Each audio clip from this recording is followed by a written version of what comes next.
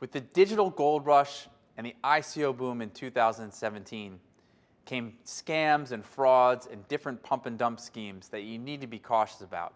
So if you're thinking about moving into these ICO markets, there's some key considerations you should consider. First, what's the decentralization edge? Specifically, what does the protocol do that's better than the centralized system it's trying to compete against? Next, who are the team and advisors? Now, every single white paper and new protocol and ICO has a group of people behind it that are working to make this plan come to reality. And to look up the team and advisors, you can check out their LinkedIn or their Twitter page. And you want to make sure that these are credible people behind the protocol, because you can't trust a protocol until you trust the people behind it. And lastly, what's the asset supply schedule?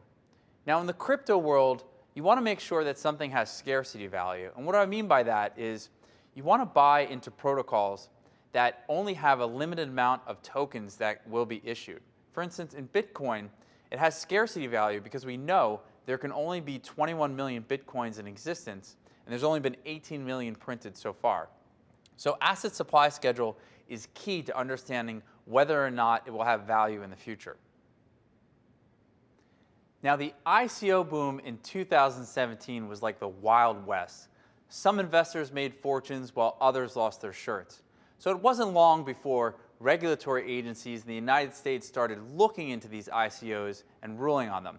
So the first question that the regulatory bodies wanted to know is, are ICOs securities? And recently, SEC Chairman Jay Clayton ruled, yes, ICOs are securities. They fulfill what's known as the Howey test, which is a framework designed to tell you what a security is, and it was outlined in the Securities Act of 1933. The next question is, do they need to be registered? And the truth is, if something is a security, the new offering needs to be registered. So now ICOs are going to fall under a registration basket where they need to be registered with the SEC. So to buy an ICO, you need to be an accredited investor, which means you need to have a certain level of income and a certain level of net worth. So this is something to think about if you are considering moving into the ICO market. So that concludes our section on ICOs.